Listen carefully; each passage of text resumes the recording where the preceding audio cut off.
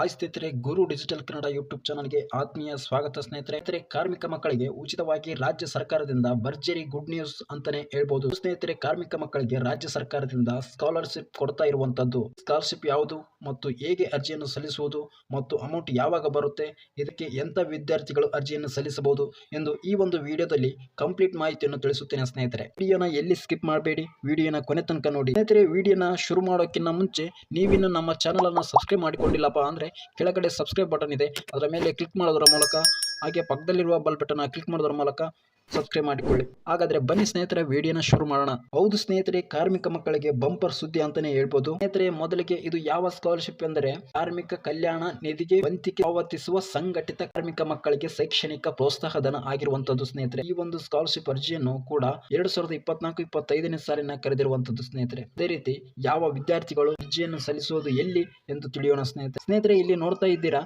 ರಾಜ್ಯ ಸರ್ಕಾರದಿಂದ ಆಫಿಸಿಯಲ್ ಆಗಿ ಸರ್ಕ್ಯುಲರ್ ಬಿಟ್ಟಿದ್ದಾರೆ. ಅದನ್ನ ಲೈವ್ ಆಗಿ ತೋರಿಸ್ತಿದ್ದೇನೆ ನೋಡಿ ಸ್ನೇಹಿತರೆ. ಈ ಒಂದು ಸ್ಕಾಲರ್ಶಿಪ್ಗೆ ಇಂಜಿನಿಯರಿಂಗ್, ಮೆಡಿಕಲ್, ಡಿಪ್ಲೊಮೊ, ಹೈಸ್ಕೂಲ್ ಇಂದ ಪೋಸ್ಟ್ ಗ್ರಾಜ್ಯುಯೇಟ್ ವರೆಗೂ ಸ್ಟಡಿ ಮಾಡುತ್ತಿರುವಂತಹ ವಿದ್ಯಾರ್ಥಿಗಳು ಅರ್ಜಿಯನ್ನು ಸಲ್ಲಿಸಬಹುದಾಗಿದೆ ಸ್ನೇಹಿತರೆ. ಈ ಒಂದು ಅರ್ಜಿಗೆ ಜನವರಿ 31, 2025 ಒಳಗೆ ಅರ್ಜಿಯನ್ನು ಸಲ್ಲಿಸಬೇಕಾಗುತ್ತದೆ ಸ್ನೇಹಿತರೆ.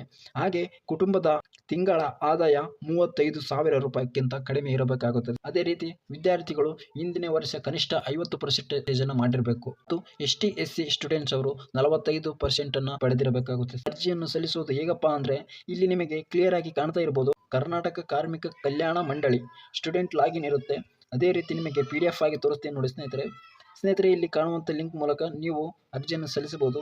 ಈ ಒಂದು ಲಿಂಕ್ ನನ್ನ ಡಿಸ್ಕ್ರಿಪ್ಷನ್ ಬಾಕ್ಸ್ನಲ್ಲಿ ಕೊಟ್ಟಿರ್ತೀನಿ, ಅದನ್ನು ಯೂಸ್ ಮಾಡ್ಕೊಳ್ಳಿ ಸ್ನೇಹಿತರೆ. ಲಿಂಕ್ ಓಪನ್ ಮಾಡಿದ ಮೇಲೆ ಮೊದಲಿಗೆ ನಿಮ್ಮ ಸ್ಟೂಡೆಂಟ್ ರಿಜಿಸ್ಟ್ರೇಷನ್ ಓಪನ್ ಆಗುತ್ತೆ.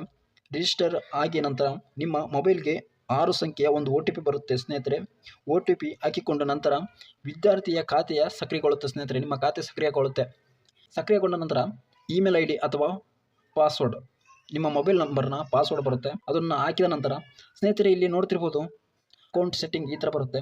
ಹಾಗೆ ನೀವು ಪಾಸ್ವರ್ಡನ್ನು ಚೇಂಜ್ ಕೂಡ ಮಾಡ್ಬೋದಾಗಿದೆ ಸ್ನೇಹಿತರೆ. ನಂತರ ಸ್ನೇಹಿತರೆ ಇಲ್ಲಿ ವಿದ್ಯಾರ್ಥಿಯ ಎಲ್ಲ ಡೀಟೇಲ್ಸನ್ನು ಎಂಟರ್ ಮಾಡಬೇಕಾಗುತ್ತದೆ. ವಿದ್ಯಾರ್ಥಿಗಳು ಆಧಾರ್ ಕಾರ್ಡ್ ಹಾಗೂ ತಂದೆ ಆಧಾರ್ ಕಾರ್ಡ್ ಮತ್ತು ಹಿಂದಿನ ವರ್ಷದ ಮಾರ್ಕ್ಸ್ ಕಾರ್ಡ್ ಮತ್ತು ಲಾಸ್ಟ್ ಇನ್ಕಮ್ ಆಗಿರುವಂಥದ್ದು ಸ್ನೇಹಿತರೆ ಅರ್ಜಿಗೆ ಸಲ್ಲಿಸಬೇಕಾದ ಡಾಕ್ಯುಮೆಂಟ್ಸ್ ಆಗಿರುತ್ತದೆ. ಇಲ್ಲಿ ನೋಡ್ತಾ ಇರ್ಬೋದು, ಮೊದಲಿಗೆ ನೀವು ಅಪ್ಲಿಕೇಶನ್ ಹಾಕಿದ ನಂತರ ಇಂಟ್ರೊಡಕ್ಷನ್ಗೆ ಹೋಗ್ತೀರಾ, ಕೊನೆಯದಾಗಿ ಗೌರ್ಮೆಂಟ್ಗೆ ಹೋಗುತ್ತೆ ಸ್ನೇಹಿತರೆ. ನಿಮ್ಮ ಎಲ್ಲ ಮಾಹಿತಿ ಸರಿಯಾಗಿ ಇದೆ ಎಂದು ಅಪ್ರೂವಲ್ ಆದಾಗ ತಕ್ಷಣ ಸ್ಕಾಲರ್ಶಿಪ್ ನಿಮ್ಮ ದುಡ್ಡು ಅಕೌಂಟ್ಗೆ ತಕ್ಷಣ ಜಮಾ ಆಗುತ್ತೆ ಸ್ನೇಹಿತರೆ. ಈ ಒಂದು ಮಾಹಿತಿ ನಿಮಗೆ ಇಷ್ಟ ಆದರೆ ನಮ್ಮ ಚಾನಲನ್ನು ಸಬ್ಸ್ಕ್ರೈಬ್ ಮಾಡೋದ್ರ ಮೂಲಕ ಸಪೋರ್ಟ್ ಮಾಡಿ, ಹಾಗೆ ಈ ಒಂದು ವಿಡಿಯೋಗೆ ಲೈಕ್ ಮಾಡಿ.